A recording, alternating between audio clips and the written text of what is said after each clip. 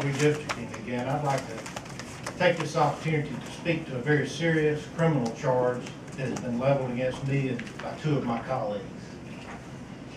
I'd like to have the opportunity to clear the air about this issue, and although I won't be long, Mr. Chairman, I would like to consume as much time as it may take to clear my name and the reputation of this body.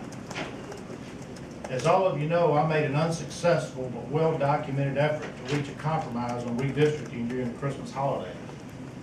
While serving in my capacity as chairman of the General Government Committee, which has jurisdiction over redistricting, I made a good faith effort to reach a consensus. My proposed compromise consisted of 4 components. 1, to place Commissioner Roland back into his district. Second was to adopt a distributive representation map, which was a variation of the Ford map, to rename the Ford plan. And the 4th component was my attempt to get Commissioner Ford's support of a resolution requesting the administration to create a suburban economic development aid package of roughly $200,000 for the suburban chambers of commerce. Now, that component was added to allow the suburban municipalities to pursue their own economic development initiatives that are specific to their communities, that are independent of the Memphis Chamber of Commerce. And I might add that this is a proposal that had been supported in previous budgets by various commissioners. Now, Commissioners Roland and Ritz could not resist the opportunity to speak to the media about this proposal.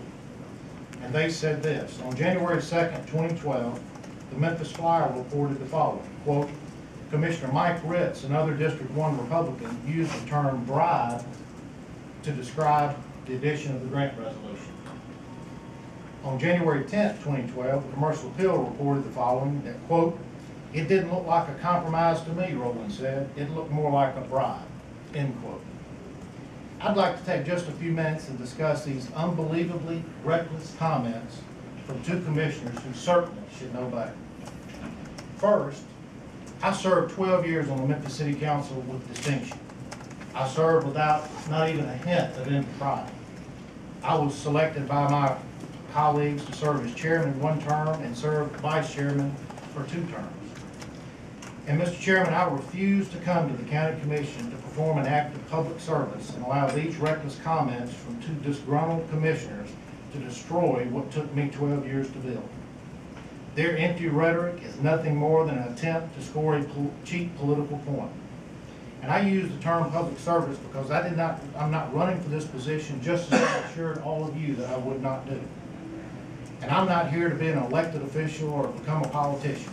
I'm here to give back to a community that has given me so much.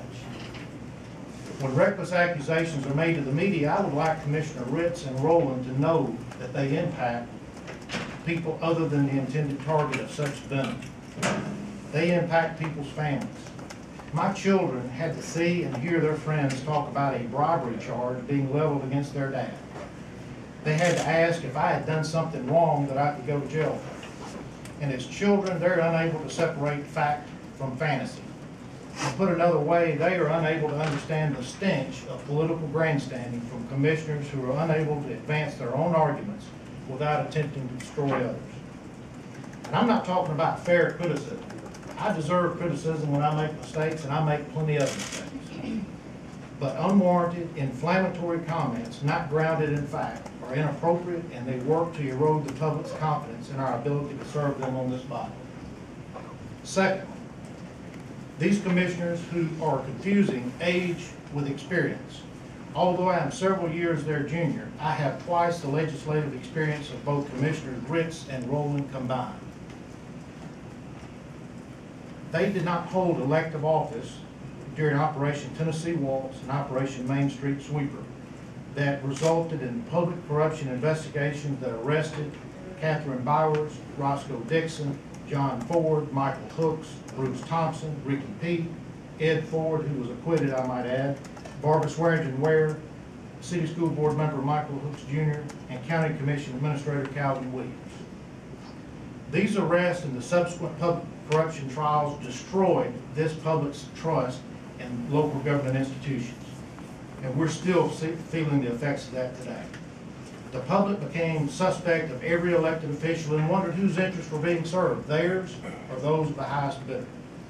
Unlike many of you, I've served on a legislative body where bribes were prevalent, and I know firsthand the damage it does to a legislative body. And to allege that a fellow commissioner is engaging in bribery is not something that should be done cavalierly.